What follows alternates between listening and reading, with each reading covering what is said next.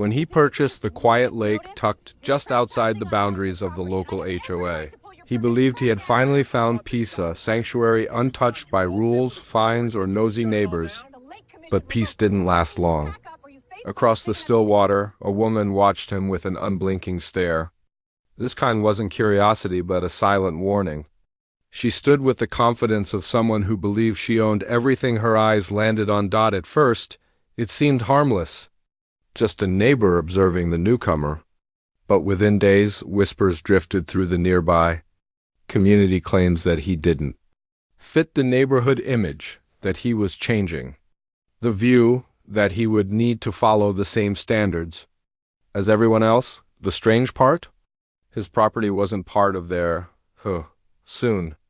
The neighborhood's self-appointed queen, known later as HOA Karen, marched onto his shoreline, acting as though she were inspecting territory belonging to her kingdom.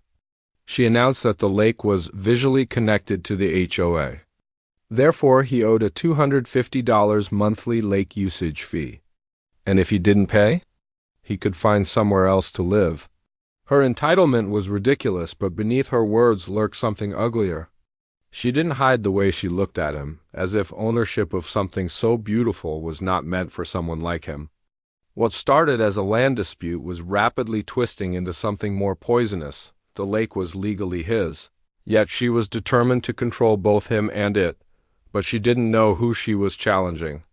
And she certainly wasn't ready for what her arrogance was about to unleash. Viewers are urged to watch until the end. Wait a second, let us know where you're watching from in the comments. And make sure to subscribe for more powerful and inspiring stories just like this one. Long before the conflict began, his life had been simple and grounded. After years of saving, he finally found the place he'd always imagined, a small lake surrounded by tall pines and quiet mornings. The land wasn't ample, but it was peaceful, with a clear view of sunrise reflecting on the water. A small cabin sat just a few feet from the shoreline, which he renovated over months into a warm, inviting home with a wraparound deck perfect for reading, relaxing, or watching the world fall silent at dusk. It was precisely what he needed. The lake had a natural charm, a calm surface perfect for kayaking, edges shaded by old oak trees, and a stillness that the city could never provide. Most days, only birds and occasional ripples kept him company.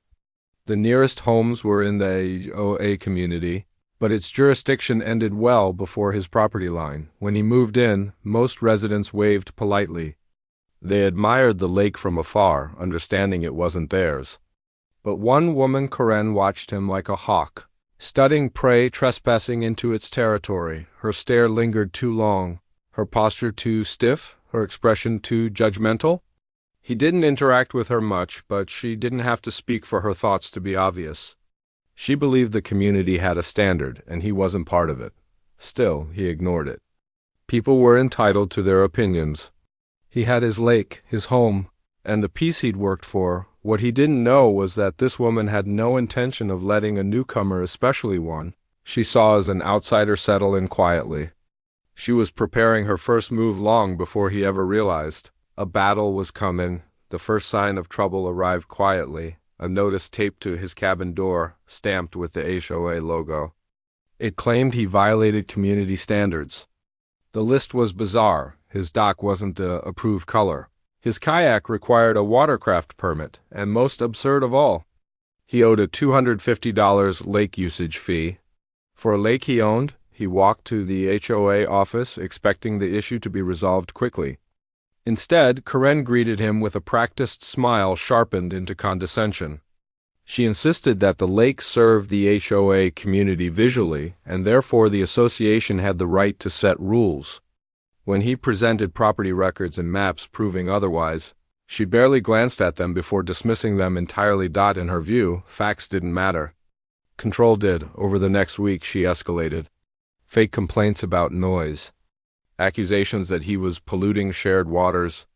HOA board members are knocking on his door, demanding access to inspect his shoreline.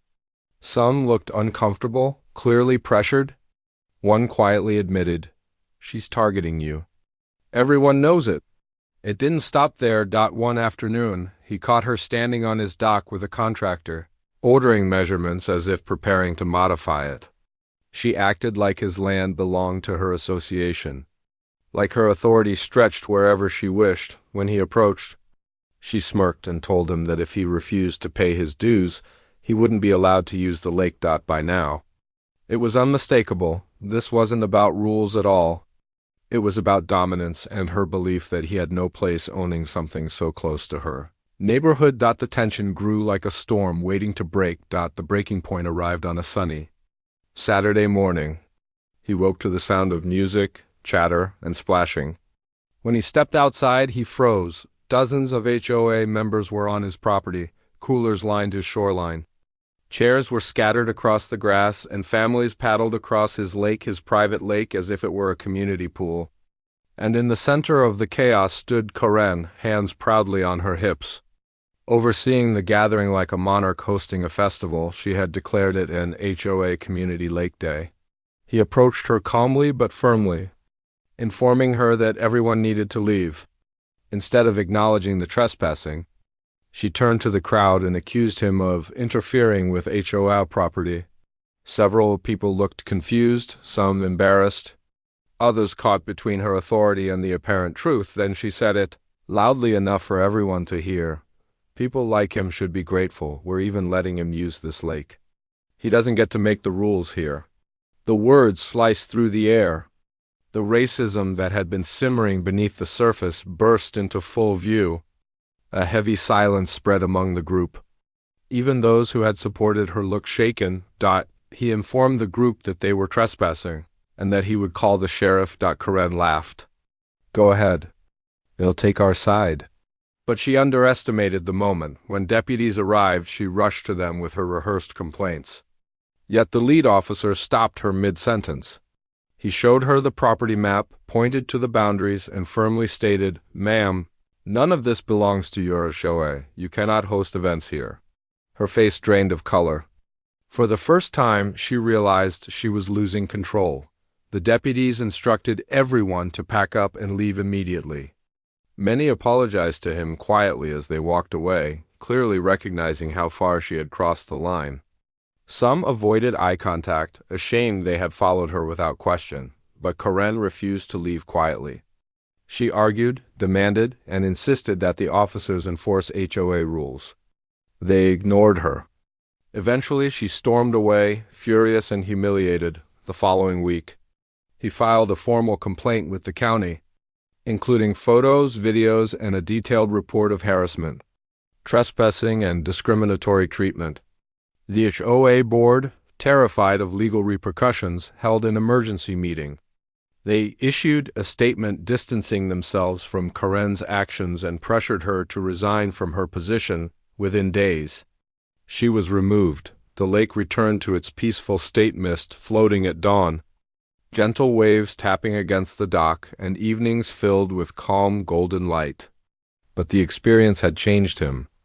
It had exposed how entitlement and prejudice often hide behind rules, policies, and community titles. What began as a dispute over property became a reminder of how easily power can be abused and how necessary it is to stand firm, even when someone believes their status gives them the right to control others. Now, when he sat on his deck overlooking the water, he felt not just peace but victory, not over a neighbor, but over the idea that someone like him didn't belong. And so the question lingers: how many others face the same silent battles every day simply because someone believes they're entitled to decide who belongs?